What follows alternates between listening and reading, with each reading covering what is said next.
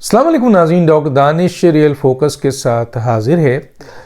नाज़रीन, इमरान खान की जो गोली लगने का जो वाक़या था, ख़ुद इमरान खान ने पहले दिन ही उसको मशकूक बना दिया था। जब वो गोली लगने का जो भी तरीक़ेकार हुआ, उसके बाद वो जिस तरीक़े से शौकत खानम गए और वहाँ जिस तरीक़े से वो चलते हुए गए और फिर वहाँ पे वो उनकी तस्वीरें आई और उनके दोनों टांगों में, फिर पहले एक टांग में प्लास्टर, फिर दोनों टांगों में प्लास्टर, फिर उन्होंने जो नाम लिए, फिर उन्होंने कहा एफआईआर काटो, और फिर उसके सिलसिले में जो आपके पोस्टमार्टम ये जो गोली जब लगती है तो उसके सिलसिले में जो लीगल कार्रवाई होती है उससे इज्तनाब बरता गया और शौकत खानम से मुख्तलिफ़ स्टेटमेंट्स आए। फिर ये स्टेटमेंट जो है वो डॉक्टरों के, यास्मीन के अलग हैं, तो डॉक्टर शौकत खानम के जो डॉक्टर फैसल हैं उनके अलग हैं, इमरान खान के अलग हैं। फिर दिखाया गया बाद में कि वो जो है काफ़ी दिनों बाद फिर उस ज़ख़म को दिखाया गया जो बिल्कुल ही तैयार ज़ख़म था, हालांकि कई अरसा गुज़र चुका था। तो मेडिकल साइंस जो ऐसे ज़ख़म को क्वेश्चन मार्क कर देती है। बहरहाल एक बड़ी उसके अंदर उसमें डाला गया। फिर कभी कहा गया कि जनाब एक आदमी था, कभी कहा गया कि जी फ़लाँ टारगेट था, फ़लाँ ये था वो था। अब जो रिज़ल्ट अभी सामने आई है, आपने वो मुल्ज़िम के जो वकील है उसका प्रेस कॉन्फ्रेंस तो सुनी होगी, तो उसने तो पूरा केस ओपन करके रख दिया है कि किस तरीके से इमरान खान ने ये पूरा का पूरा गेम चलाया है। फॉरेंसिक पंजाब के अब वो परवेज़ इलाही को सारा इल्ज़ाम दे रहे हैं। परवेज़ इलाही कह रहे हैं कि भाई सारे पुलिस वाले तो आपके ही हैं। जमा पार्क में आप जीआईटी जमा पार्क में बैठ के लीगल एक्सपर्ट्स के ज़रिए जीआईटी बनाई जा रही है, लेकिन क्या आप ये अंदाज़ा नहीं कर सकते कि जब आप इस तरह की जीआईटी बनाएंगे, इस तरह से जमा पार्क में बैठा के अपने लीगल लोगों से रिपोर्ट बनाने की कोशिश करेंगे, तो वो जो वहाँ पे मौजूद पुलिस वाले थे बहुत सारे, वो उनकी स्टेटमेंट उनको किस तरीके से ज़ायल करेंगे, आप वक़ू को किस तरीके से ज़ायल करेंगे, वो जो आपके जो वीडियो है उसको किस तरह ज़ायल करेंगे। तो चुनांचे वही हुआ। अभी फवाद चौधरी इमरान खान साहब ने 3 शूटर का जिक्र कर दिया, हालांकि एक शूटर पे जो है वो सिलसिला नहीं बन रहा है। अब आप बताइए, 3 शूटर उनको मारने आए थे और इमरान खान को कुछ नहीं हुआ और मर गया सामने बेचारा एक उनका कारकुन, और वो भी अपोजिट साइड पे। गोली चलाने वाले की गन दिखाई गई थी जिस डायरेक्शन में, यानी पुलिस की इन्वेस्टिगेशन के जितने भी लोग हैं वो इतना हैरान है कि यार इस आदमी को हुआ क्या है, ये क्या है, ये कोई लीडर है, ये किस किस्म का तमाशा है बासरत के साथ। मसलन अब खुद को गोली लगी और किस तरह से 4 गोली, अगर आपको 4 गोली एक बाबर अवान हो कहते हैं AK-47 की 4 गोली रखी, जिसको 4 गोली लगी वो इस तरह टहलता हुआ जाएगा, और उसके बाद फिर एक पाँव पे पट्टी पे दूसरी पाँव, और फिर प्लास्टर, मतलब जिसको गोली लगी उसको प्लास्टर लगा देंगे। तो there are a lot of confusion. ऐसी हरकतें की हैं इमरान खान ने, और अब क्या कर रहे हैं, अब बयान दे दिया। हालांकि जीआईटी का अभी जीआईटी की रिपोर्ट सबमिट नहीं हुई है अदालत में, और यहाँ वो बयान दे रहे हैं कि जी जीआईटी में 3 शूटर है और जीआईटी ने ये कर दिया और जीआईटी ने, तो लोगों ने सवाल कर लिया, हमने भी सवाल किया। कल अली मोहम्मद हमारे साथ शो में थे, हमने उनसे सवाल किया तो उनके पास जवाब नहीं था। हमने कहा आपके पास कैसे किया कि आप को कैसे पता कि 3 शूटर थे, जीआईटी की रिपोर्ट तो कहाँ, कह लेंगे सबमिट हो गई। मैंने कहाँ सबमिट हुई, जवाब ही नहीं था। इमरान खान जीआईटी की रिपोर्ट के हवाले से बता रहे हैं कि जी 3 शूटर हैं। फवाद चौधरी साहब उसमें मज़ीद मक्खन लगा रहे हैं, और वो जीआईटी की रिपोर्ट अभी तक सरकारी लेवल पर सबमिट ही नहीं हुई, तो आपके पास कैसे आ गई। तो सबको पता है कि जमा पार्क में बैठकर जीआईटी के ये अरकान जिस तरह आपके लीगल लोग इनको डिक्टेट कर रहे हैं, उसी तरीके से जीआईटी बन रही है। ताहिर है आपको पता है कि आपने 3 शूटर का जिक्र किया है। बकौल जो नवीद यानी जो आपके उसका जो वकील है वो ये कहता है कि आप और जितने भी लीगल एक्सपर्ट हैं जो इन चीज़ों को समझते हैं वो कहते हैं आप पूरा का पूरा जीआईटी को खुद बैठ जाएं उसमें तब भी आप 3 शूटर को साबित नहीं कर सकते, क्योंकि वहाँ पे तो होल ही 2 मिले। ये जो आप कह रहे हैं वकू को कैसे आप मिटा सकते हैं? आप जीआईटी में जो चाहे भर दें, लेकिन जब वो काउंटर जीआईटी पे जब काउंटर सवाल होंगे तो उसको जवाब कौन देगा, जस्टिफाई कौन देगा? और अभी से जो 90 के करीब पुलिस वालों को इन्वेस्टिगेट किया गया या उनसे पूछा गया, वो कहाँ है उनकी स्टेटमेंट? गायब कर दी जीआईटी ने ना, लेकिन मौजूद तो है ना वो पुलिस वाले।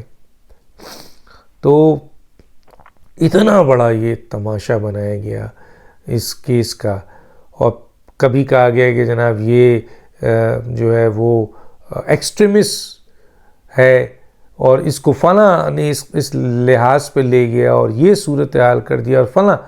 कभी कुछ इनके समझ में नहीं आ रहा है कि ये इस केस को, और ये बात सही कही मुलजिम उसके नवेद के वकील ने कि ये पूरा का पूरा पहले से प्लान था। इनकी लॉन्ग मार्च फेल कर गया था, इस लॉन्ग मार्च से इन्होंने निकलना था, उसके लिए इन्होंने पूरा एक ड्रामा रचाया था।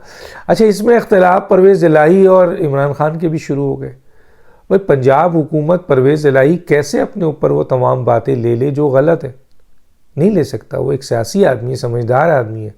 अब उस पर प्रेशर है, उसने कहा जी आपने आईजी आपका पुलिस वाला एक बंदा आपका, आप मुझ पर क्या इल्ज़ाम दे रहे हैं?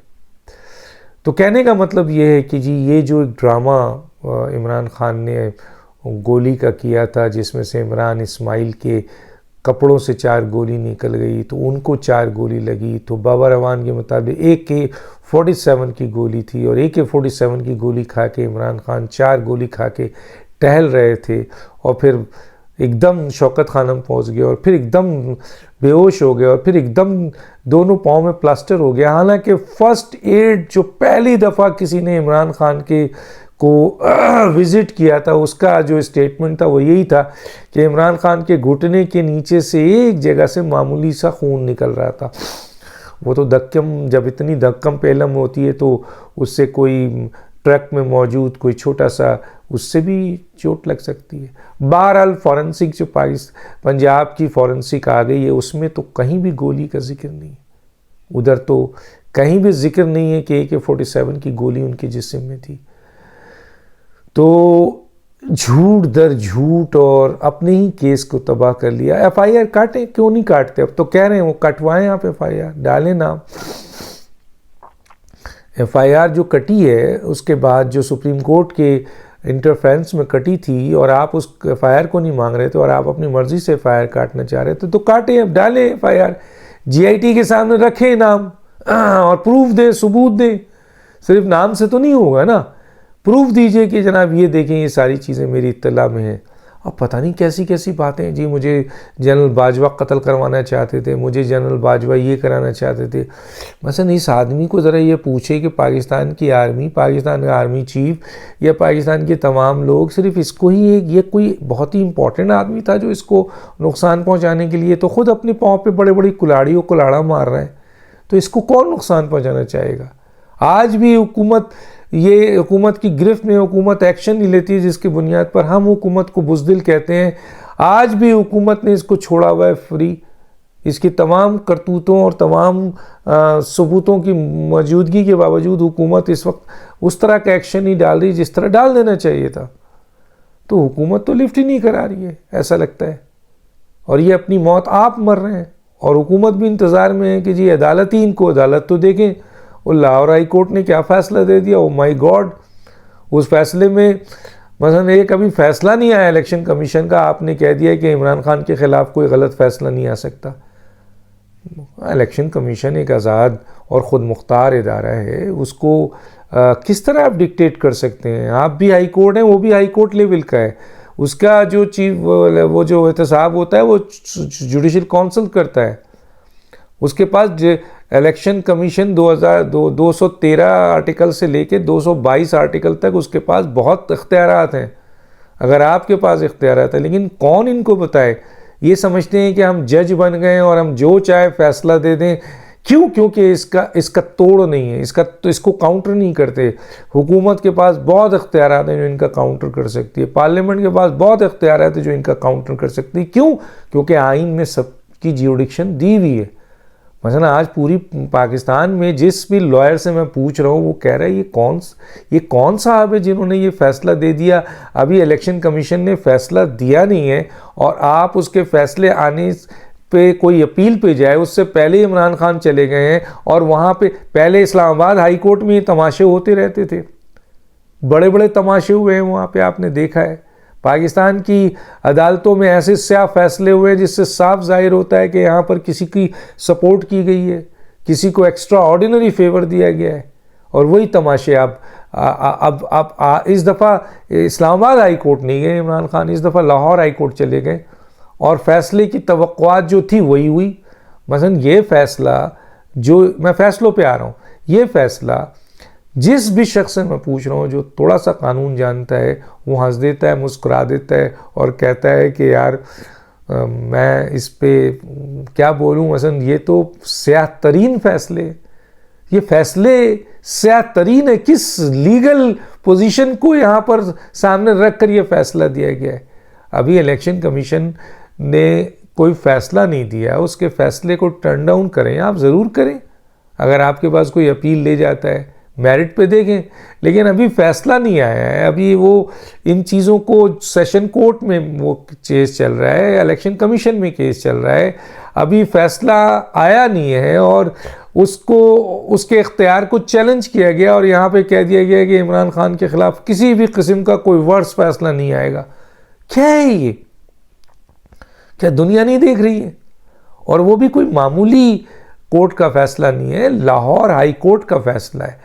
तो ऐसे फैसले पाकिस्तान के लिए वाज़ेह तौर पर ये बता रहे हैं लोगों को कि इन फैसलों के पीछे क्या मकसद मौजूद है और इमरान खान किस तरह लाडले हैं और इमरान खान को किस तरह बचाने की एक्स्ट्रा ऑर्डिनरी कोशिश की जा रही है। लेकिन कब तक? क्योंकि इमरान खान पे तो एक केस नहीं है ना, इमरान खान पे कई केसेस हैं और इसमें कोई शक नहीं है कि इमरान खान की तायात नाअहली बनती है, इमरान की सज़ा बनती है, इमरान की गिरफ्तारी बनती है। इमरान को ही पता है, तभी इमरान अदालत में जाने के बजाय क्या कह रहे हैं कि जी लोग निकलो, अर्दगान की तरह लोग निकलो। आप अर्दगान हैं? अच्छा, अर्दगान की तरह क्या आपके पास कोर्ट है और ऐसे फैसले मौजूद हैं आपके पास, फिर भी आप कह रहे हैं कि अर्दगान की तरह निकलो। क्योंकि आपकी केसेस इतने ओपन शेट है, इतने क्लियर कट है कि आपको ना सज़ा से कोई बचा सकता है, ना आपको नाअहलियत से कोई बचा सकता है। और ये जो पूरा का पूरा वज़ीराबाद और ये पूरा का पूरा गेम और पूरी GIT को आपने हाईजैक करके जमा पार्क में बैठाने के बावजूद आप अपने मकासद हासिल नहीं कर सके और एक्सपोज हो गए और आप मज़ीद एक्सपोज होंगे। तो दानिश को याद दीजिए। अल्लाह हाफ़िज़।